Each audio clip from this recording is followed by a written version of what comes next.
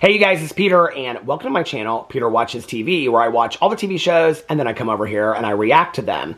And recently I have been trying to bring to you the best new true crime documentary and documentary series that are being released. And just last night I finished the new HBO Max true crime documentary series, The Yogurt Shop Murders. So I took some notes. I took a lot of notes actually on this. And I want to get into this today. I will tell you before I get into this, there will be a lot of spoilers.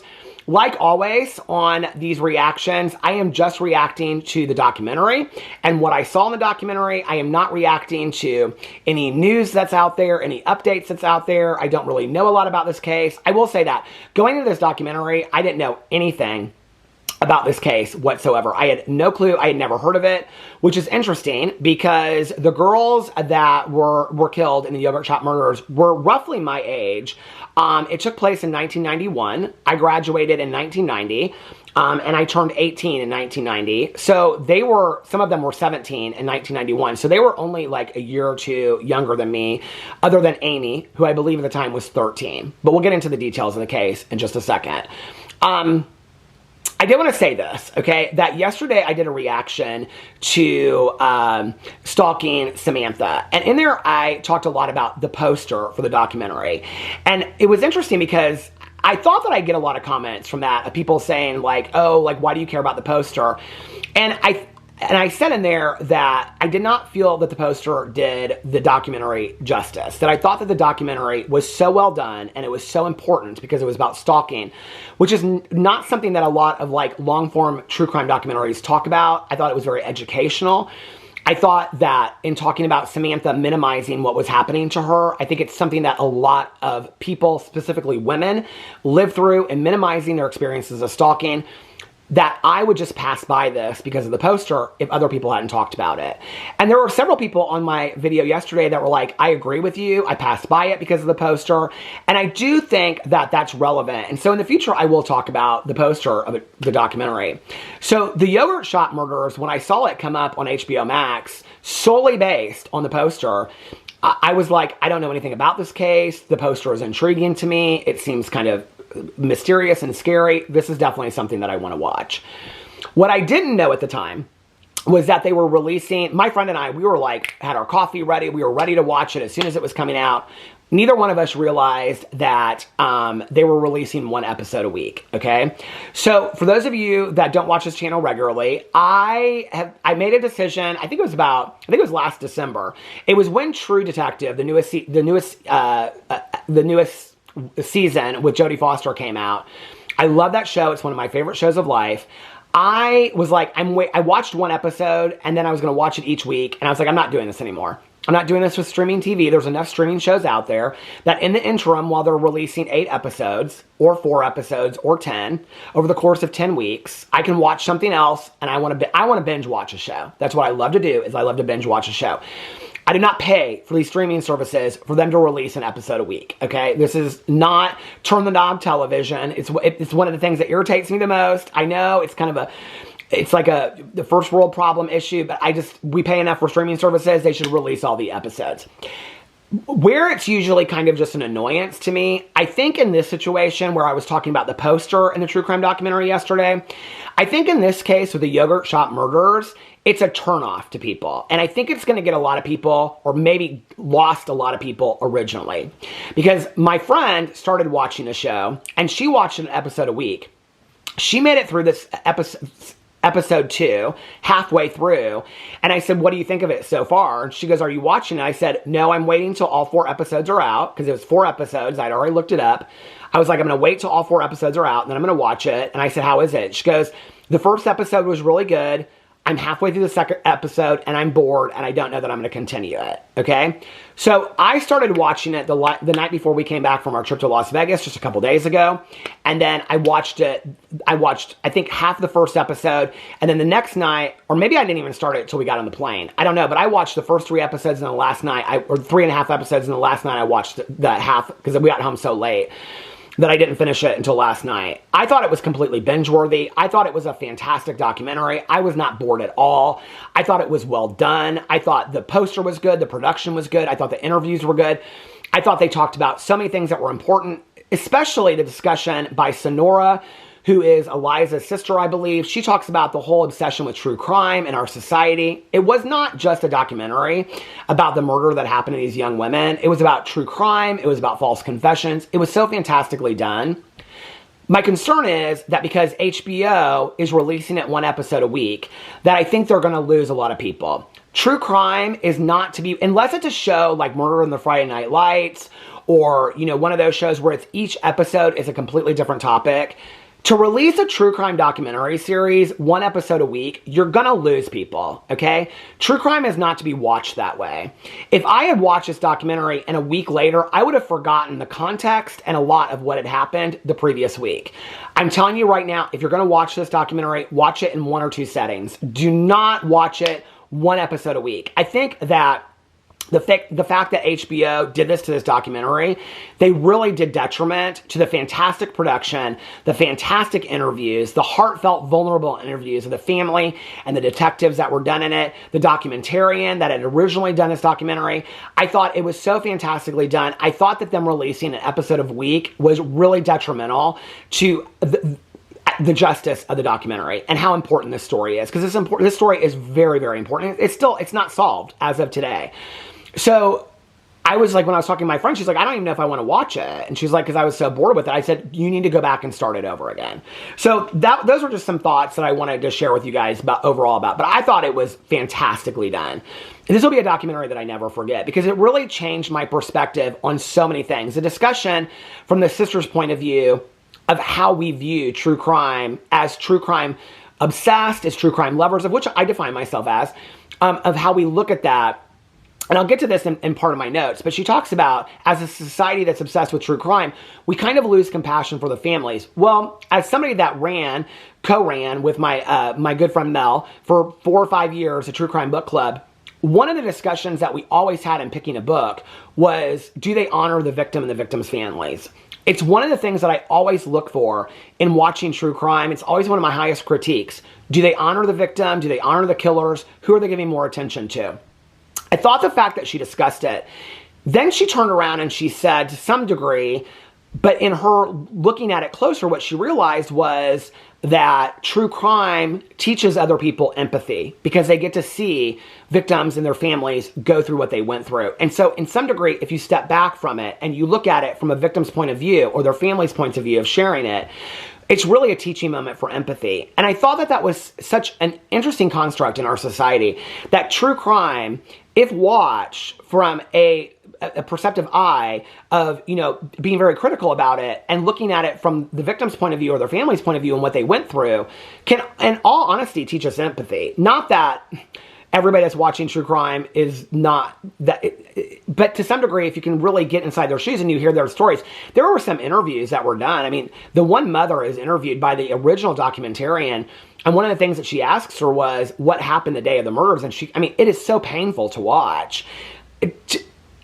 The majority of us, hopefully, probably will never have to live through something like this, but to hear somebody's stories and how they lived through it and what they learned and how they leaned on each other or didn't lean on it. I mean, at one point, the one mother and Sonora, her daughter, are talking at the very end, and they're talking about like what they learned from these experiences. And just, I mean, it's mind-blowing. And so, yes, I do think that if you watch it with a critical eye, there are moments for teaching us empathy and love and compassion for other human beings out there, even if that's not our lived experience. So I love that about the documentary. Let's get into the original case. And I have it pulled up here. I just Google searched it. 1991 Austin, Texas yogurt shop killings. The 1991 Austin yogurt shop killings were the unsolved murders of 4 teenage girls, Amy Ayers, Eliza Thomas. There's a misprint actually on Google. This is why I'm not a lover of AI. It says Amy Ayers. It's actually Amy Ayers. Eliza Thomas and sisters Sarah and Jennifer Harbison were found shot and bound in a North Austin and burned in a North Austin yogurt shop on December 6, 1991, after the building was set on fire. The case, which shocked the city and gained national attention, remains unsolved despite years of investigation and the eventual release of 2 men who were initially convicted. The date, December 6th. Location, I can't believe it's yogurt shop in North Austin, Texas. The victims were Amy Ayers, Eliza Thomas, sisters Sarah and Jennifer Harbison. The suspects were originally Maurice Pierce, who was found carrying a gun to the mall, and he was also with Robert Springsteen and Michael Scott. There was one other one too. I can't think of his name. Wellbender or something like that. Why is it not listing his name here? But anyway, they were the ones that were convicted. They were two of that when pressured by the police, finally, after hours and hours and hours and hours and hours and hours of questioning, they confessed to the murders of these girls, Michael Scott and Robert Springsteen. Maurice Pierce, the one that had the gun that tied these two, and he was the one that named the other two, he never got charged because he never confessed. Robert Springsteen got the death penalty, and Michael Scott, he originally got life in prison. They both were released on their own personal bond because the law changed and they were not able to confront each other in court because the Fifth Amendment, they didn't have to testify in those cases, but they also were not allowed to confront the person that was their accuser. So the law changed in Texas, and that was how they got released.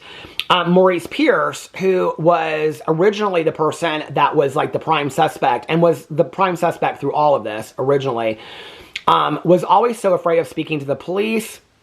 He had told many people he was afraid of talking to the police, but he willingly continued to talk to the police until the very end. And then at the very end, they don't really get into a lot of details about this, but he was they said he had a lot of mental health issues. He was being chased by the police. He, I think, stabbed a police officer, and then they shot him and they killed him on sight. And so he died. Before they share this at the very end, what's his name? Robert Springsteen, the sixth cousin of Bruce Springsteen. Robert Springsteen left to go to West Virginia because his attorney told him the police are never going to forget this. And they want to get the people responsible because the police to this day and the families of the victims believe that these 4 people were involved. Incidentally, there was DNA that vaginal DNA on the 13-year-old victim, Amy Ayers, that they finally found years later. That didn't match any of the 4 suspects that supposedly were at the scene, that the families and the detectives all believe were involved in this case. And what the one detective says at the end is that DNA is not proof of innocence or guilt, but it's proof of somebody was here at a certain time. But they still have not been able to place the DNA. So just because the DNA, I don't know how to say this without getting basically very crass about it, but it could indicate that the DNA was present before she showed up if you guys understand what I'm saying. That it could have been present there before she showed up to the yogurt shop. It doesn't exclude them from being the 4 murderers, but it doesn't convict them either. And so the DNA present doesn't mean that they didn't do it. It doesn't give them innocence, but it is also like there's more questions that we don't know about what happened in this situation. The unsolved status, the case remains unsolved with Austin police still seeking leads. There's actually a cold case detective who is currently working in the one, and he is the one that's trying to place his DNA at this time. Recent developments, DNA testing in 2008. The defense lawyers for Scott and Springsteen requested DNA testing of alternative suspects. Cold case legislation, a new federal law implemented in 2022 could bring the case to the forefront. And then documentary, 2025 HBO documentary series, The Yogurt Shop Murders, explores the case, the investigation, and the lasting trauma. I thought this was so fantastically done. I love the whole thing. So let me get into my notes a little bit. So it goes in and it kind of describes the case, the beginning, and what happened with these 4 young ladies. 2 of them were working at the yogurt shop. The 2 younger ones they were all friends through Future Farmers of America and all knew each other and all hung out together. 2 of them were working there. And then Amy and the younger sister just happened to show up. They ordered pizza. They were hanging out. They were helping the girls close. It's a very innocent kind of moment. And they were helping them like clean up and close. And that's really all we know. They found 3 of the bodies together in one area, and Amy's body was about 10 feet away. At one point, they were trying to show that there was some kind of like satanic, occult kind of arrangement of the bodies, and there was like this true crime group that's trying to solve the case. They looked like a bunch of idiots, if you want to know how I feel about it. But they were like trying to like pentagram it. There was no organization to how these bodies were found. to what I saw, I didn't believe it. It was a reach for me. And I think that those reaches are dangerous when you're talking about victimology and you're talking about trying to solve a case like this. When you want to pull in something like that, like in the moment that the fire's set and the bodies are there, that they're going to like arrange the bodies. It's like, to me, it's very much like the situation with the Delphi case that I just like covered the documentary about that. And I live in Indiana, so it's an interesting case for me. When they bring in all of this like Norse wisdom stuff and the carving of the tree, I don't believe any of that. It has anything to do with that Delphi case. I think it's a distraction and a deflection. So for me, when they're talking about the bodies being arranged in this pinnacle, I think it's such deflection. I think it's such a reach. You know, the case was so interesting to me because it's like none of the suspects, when interviewed, really seemed to me, and I don't know, I mean, obviously you don't know, you're just making a judgment based on what you see and what they show you, but it didn't seem like any of them really did it, like had any motive to do it, had any reason to do it.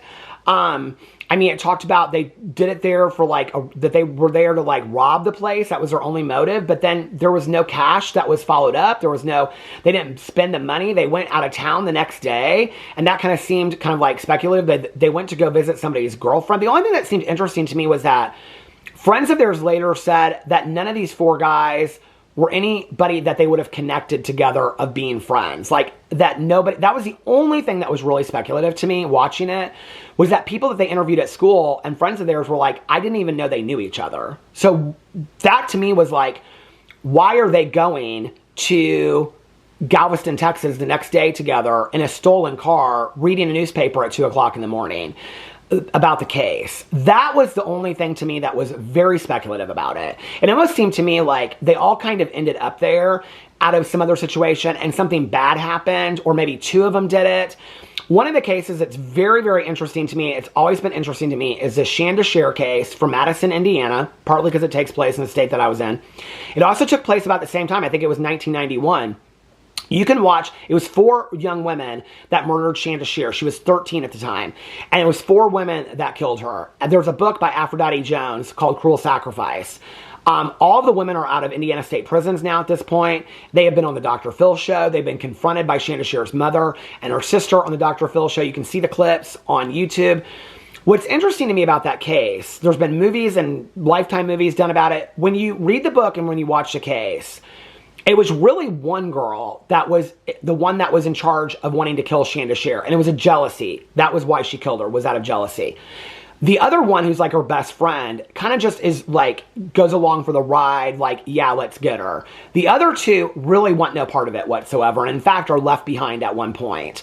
So I almost, in watching this, was kind of relating the 2 cases. Like, were there 4 people there, and one of them was the one that instigated it, and the other 2 were like, how are we even here? Like, I remember, I mean, that was when I was in high school. They talk about these creek people that are hanging out in the creek, drinking. I can remember randomly hanging out with somebody that I didn't really know that well. It was maybe our first or second time hanging out, and then meeting up with 2 other people that I had never met before but saw them in the halls at high school and smoking weed or drinking. So does it seem to me that far out of the realm of possibility that 4 people could end up someplace where one person did something and the other 3 know about it? No, that does not seem that far out of the realm of it to me.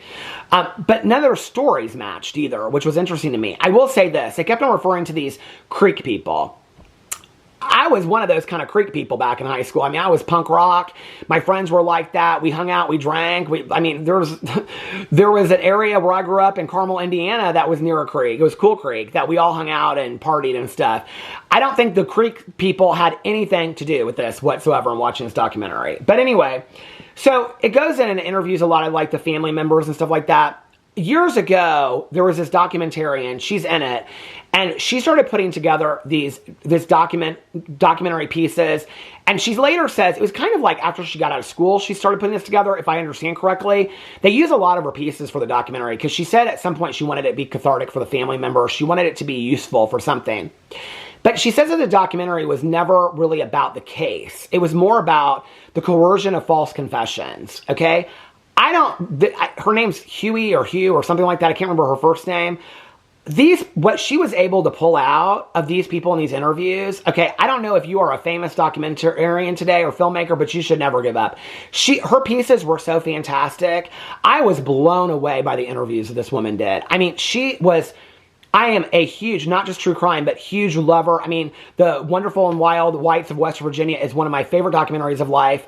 Those interviews are like, her interviews that she did originally of the family members are on a level of that. I mean, they are so fantastically done. She's like rocking her baby through the whole thing.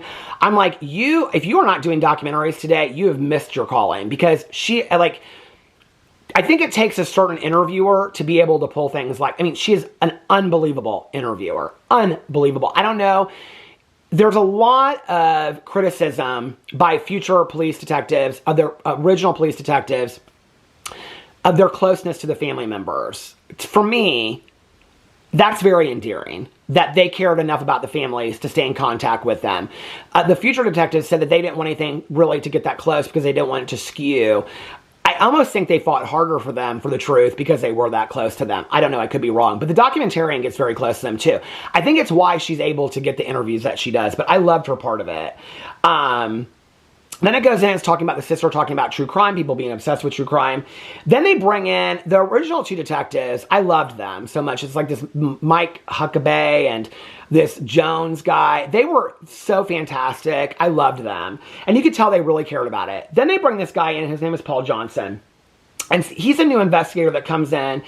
And he's talking about, there was this original interviewer, I can't remember what his name is, but he said that, Belanco or something like that. He said he could always get a confession from anybody. So this Paul Johnson, he's now retired, but he comes in to do the interviews and he's going to solve the case. And he puts down, I mean, it's arrogance, ego, and pride, 100%. He starts putting down the original investigators and talking about what they didn't do right with all this kind of stuff. And he starts doing these interviews with them. And I am like, these are some of the most leading interviews I have ever witnessed in any true crime in my entire life. The fact that these interviews stood up in a court of law is baffling to me. The coercion and the leading. I mean, it does not surprise me that this documentarian was doing a case study on how to get confessions. She talks about memory, what memory means. She has an expert witness that they used in the case. This Paul Johnson is the most coercive interview I have ever seen. I mean, he uses these examples of like, well, you said you thought Maurice said, and then they'll say, did I say that? And he'll go, what did Maurice say? Just tell us what Maurice did and we'll let you go, but be explicit. And they're like, did I say anything about what Maurice said? You told us you thought, I mean, it is so coercive. They are in their face. The one guy, the Springsteen guy goes, yeah, I was terrified. The Maurice guy says, I was terrified. I was 16 years old. You were sitting in front of the door. You said I could leave, but you weren't letting me leave. And they're like, what were you afraid of? The truth? You were crying. He's like, I was crying because I was so afraid as a 16, 17-year-old kid that you're telling me I did things that I have no memory of doing. And you're not letting me out of the room, but you're saying I can leave anytime. I was confused. And I'm like, I can relate to that if I was a 16-year-old kid. That'd be terrifying to me. This documentary was tricky because at the same time that you're feeling that you want justice for the family members, you're also feeling empathy for the suspects at the same time. It's a hard documentary to watch because you're like, and the families believe they did it. So you're like, but you're watching these tapes. And I don't know for you, but for me, I was like, this is one of the most coercive leading investigations of any suspects I have ever seen in my entire life. It was gross to watch. It was a gross miscarriage of justice to watch. It was disgusting to watch. And I put in here, like they said in here, all you have to do is say that you saw Maurice doing something, but you have to be explicit about it.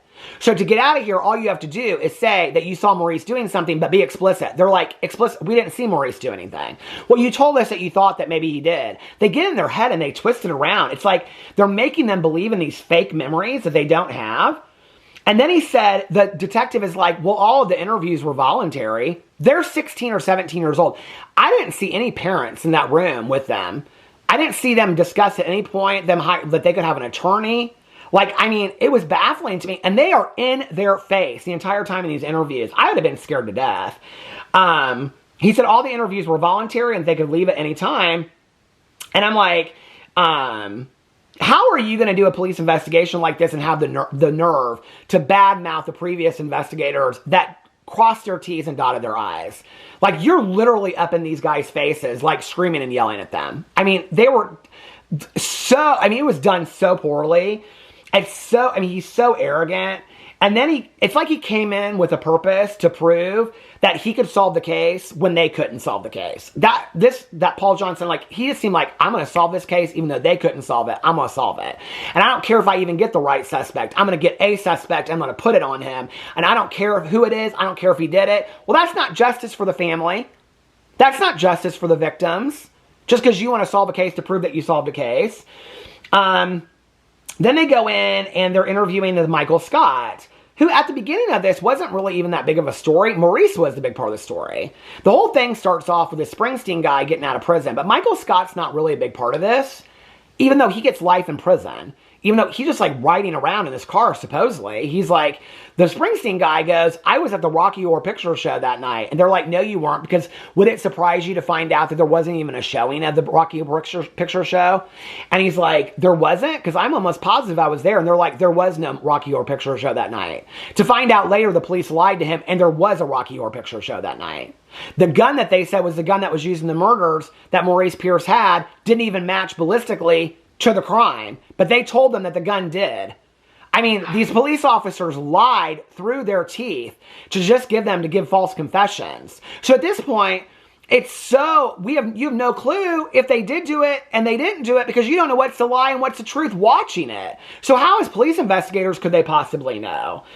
And then he's like, they're interviewing this Michael Scott, and he starts, like, he's so in his head, he's so confused. He's like, I was drinking that night, I don't remember. And then he looks at him, the police officers, and he's like, they didn't make me shoot them, did they? He asked the police officers, and the police officers said, I don't know, did they? Getting in his head. And he's like, I can't remember anything that happened or anything that was said. I mean, it was so completely coerced. And so then he finally is just like, I guess I did. He calls his girlfriend. They act like it's this gotcha moment that he calls his girlfriend and goes, I'm starting to remember things that I didn't know that I remembered. I'm like, that is not a gotcha moment. That is a coerced testimony. Like, what is going on here? I mean, it is. And they talk so much about this documentary of being able to get anybody to confess to a crime if you really want them to. I mean, it's really kind of scary. It's not kind of scary. It's very scary. Because at this point now, it's still not solved. You don't know if one of these four had something to do with it. One of them's dead now. So you don't know if the other three had something to do with it, or the original one did, or if they didn't. There's no justice for the families or the victims. Because the police officer, Paul Johnson, stood in the way of that by doing these coerced interviews. If they weren't so coerced, we would have maybe got the truth. And then you would have been able to find out, yes, they were there, or no, they weren't. But now, it's so, I mean, he even gets on there later and goes, I didn't lead those interviews. I didn't coerce those interviews. The hell you didn't. I've never seen anything so coerced in my entire life. How you could possibly watch that and tell the truth from a lie is beyond me. So there's no way they can find out the truth now, because one of them's dead, the prime suspect, who they said they were still going to investigate. I mean, and it's like, when you're watching it as well, it's like, it's so obvious they don't care about the justice for the girls or their families. They just care to get a suspect. And they got so many things wrong. The four guys that they interviewed, like, their stories didn't match up. There were so many things that were wrong in it. He said something about them being, the girls being tied up. And then they asked him, it's all suggestive. He's like, well, you said that they were tied up. What were they tied up with? And he's like, did I say they were tied up? Like, it's all suggestive and coercive. And what it really reminded me of is, like, Teresa Caputo, Long Island Medium, I used to love back in the day, but she's a cold reading psychic. I saw her live. What she does is she goes into a room and she'll say, I'm looking at this area of 30 people and I'm looking for a male figure. And she'll go, father, brother, uncle, grandfather, friend, neighbor, anybody that's passed. Well, you get 20 hands because everybody's had a male that's passed in their life. Okay, I'm looking for a brother, uncle, grandfather. Well, the other hands go down. She's now got 10 hands. I'm looking for a brother, uncle. So then anybody that's lost a brother or uncle, they keep their hands up. Finally, she'll say, I think it's a father and his name started with an S or a T. Okay? She narrows it. It's cold reading. And it's suggestive until you get the person that it matches. Then you just lead them away. This is going to stop in a second. Hold on. That's exactly what it reminded me of. I was like, this is not a police investigation. This is cold reading psychics. Like, this is unbelievable to me. So that was the investigation part. Seeing the families go through this was so hard to watch. I mean, it's 31 years of an unsolved investigation, of news interviews and documentaries and people asking them about it. I mean, it's so hard. But I will say that it really humanized, this documentary really humanized the victims and their families in a way that I rarely ever see happen with a documentary, true crime or otherwise. I thought it was fantastically, it really humanized them. And it really made me think about me watching true crime and what am I looking for when I watch it? Am I looking, because I always do look for the humanization of the victims and their families. And I thought that it posed that question in a way that most true crime doesn't. Then it goes in, and one of the parts that they had in here is they had the manager of the yogurt shop. They brought her over the night of the murders. Her testimony and her interview was so hard to watch because she's like, they talk about her identifying the girls, and when she goes in, she's like, there was nothing to identify. You couldn't really see them, you know? They go in, and they have this witness that tells that they saw this detailed stuff, but then said it was vague. Nobody could really remember anything from this. They talk about false confessions can lead people to be convinced that they did something. Really, this documentary is about the murder, but the murder is really, the documentary is, that's the backstory to talking about false confessions. It's really about false confessions, of which I didn't really know a lot about. And it was very interesting because you saw it in real time how it could happen. The problem with this is you don't know if they are false confessions because you now have like 5 or 6 different confessions from 4 different people that don't match up and the details are different. And then they just go to the next person. It's like when they went through the 4 people and they weren't convinced they did it, they're like, we should revisit the 2 guys that were the Creek people. It's like, why are you bringing that? They interviewed them as well. Those 2 Creek guys, one guy's name was Mac and the other guy's name was Kevin. They had nothing to do with it. You could tell they had nothing to do with it. It talks about false confessions can lead people to be convinced that they did something just to get the confession and then get the hell out of the room is what they do. Like as soon as they get the confession, and they showed it too. As soon as they get the confession from the Springsteen guy, like they're like having him sign it and they are out of the room. Okay.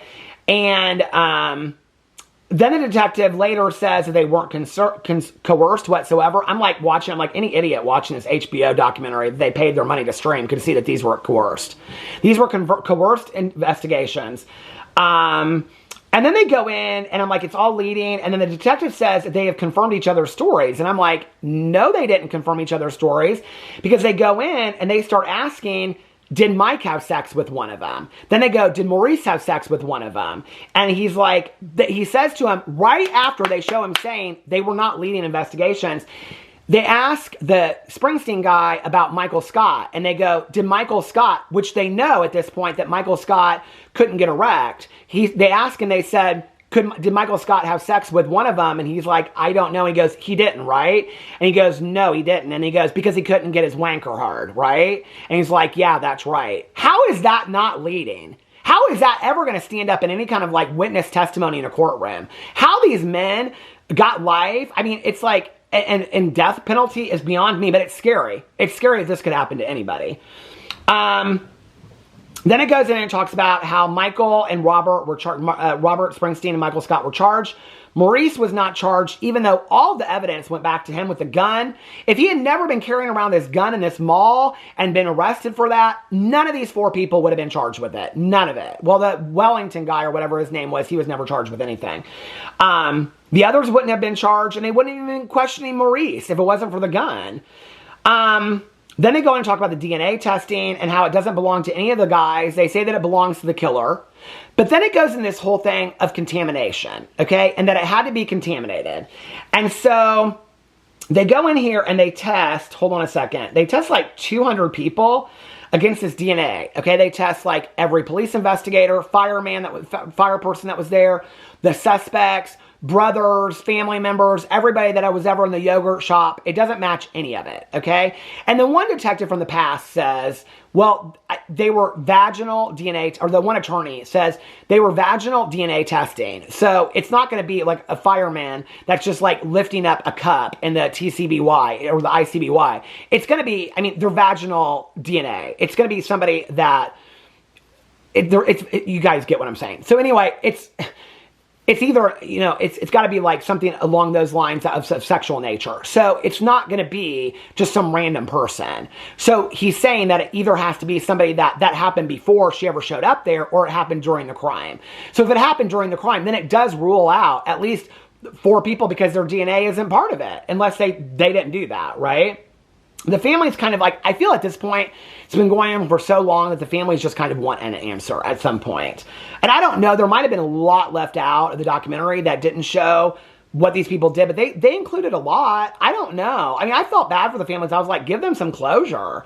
The DNA is so small, and it's only on a certain kind of Y panel that they can't like just put it into a database and find it all over. It's not that kind of DNA.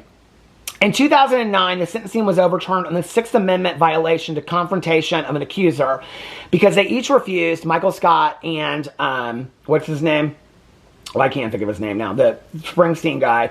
They refused to, on the Fifth Amendment, go to each other's trials to confront each other. So the law got changed, the cases were reversed, and then they had to come back for new cases. Then they started looking for DNA because of the assault on the girls, which should have been done originally, they said. Which I remember the guy originally, the Jones investigator, saying that he did swab DNA originally.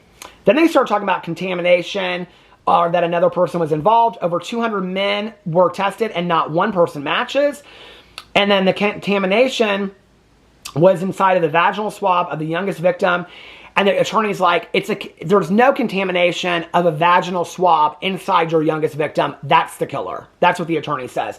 Which is interesting because they all go on and say, no, it's contamination, it's contamination, it's contamination.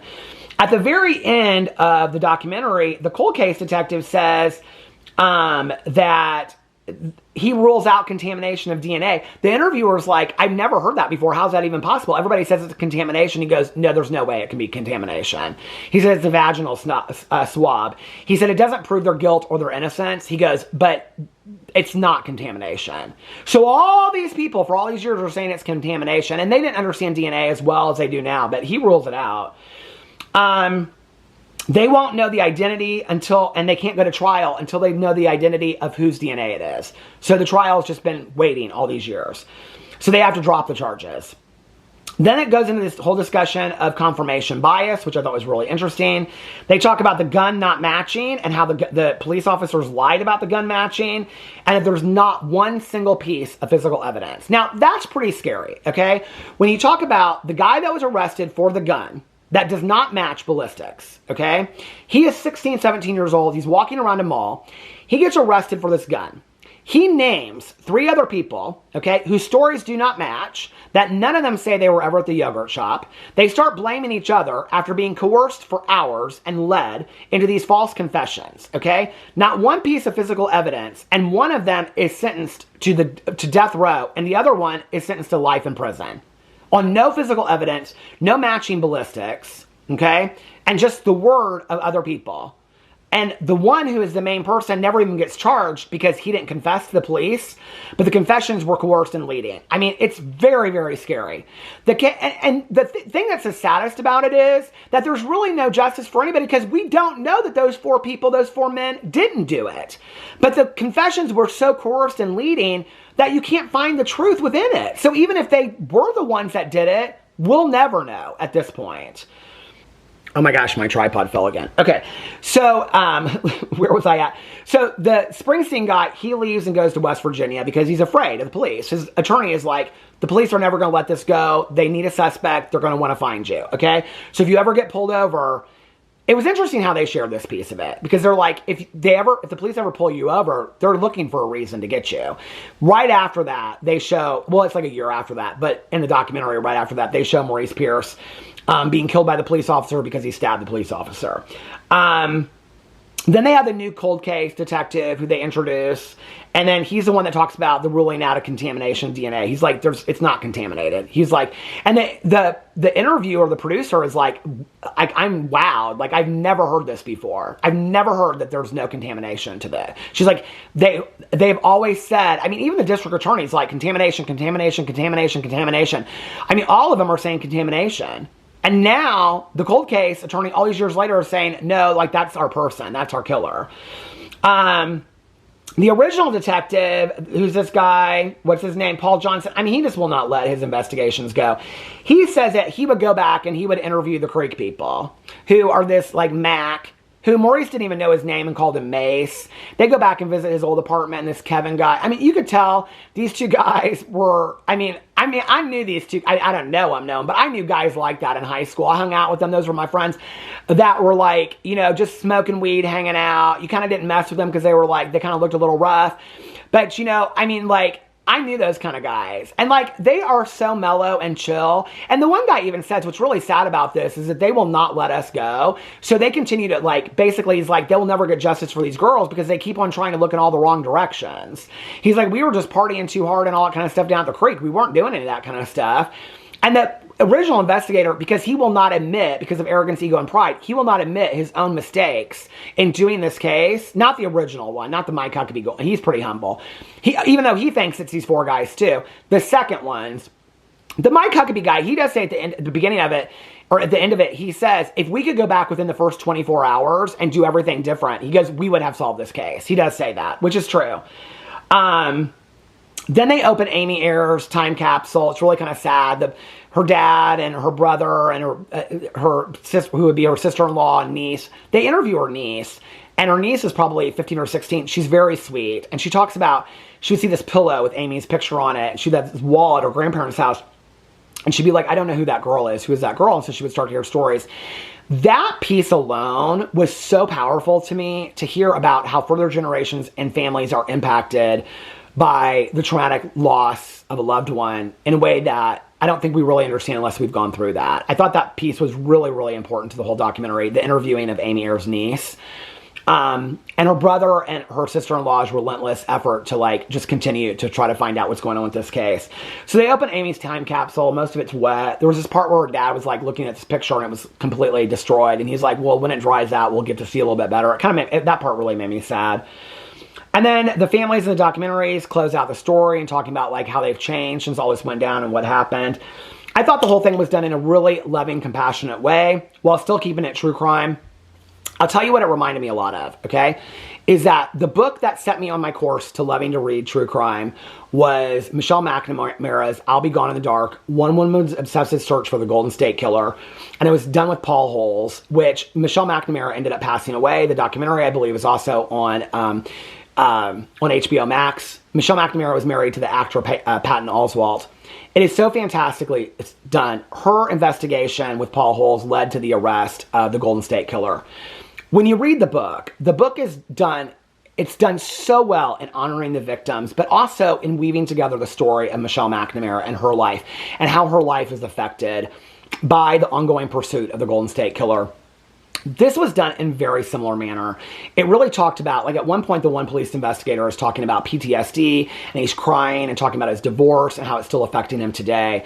I think that the documentary does such a fantastic job of talking about how the families, the suspects, the people involved in the lawyers, everybody in the situation, the manager of the yogurt shop, everybody, how they have been so affected by this incident that occurred over 30 years ago and still are affected by it today. And I thought it was so compassionately told.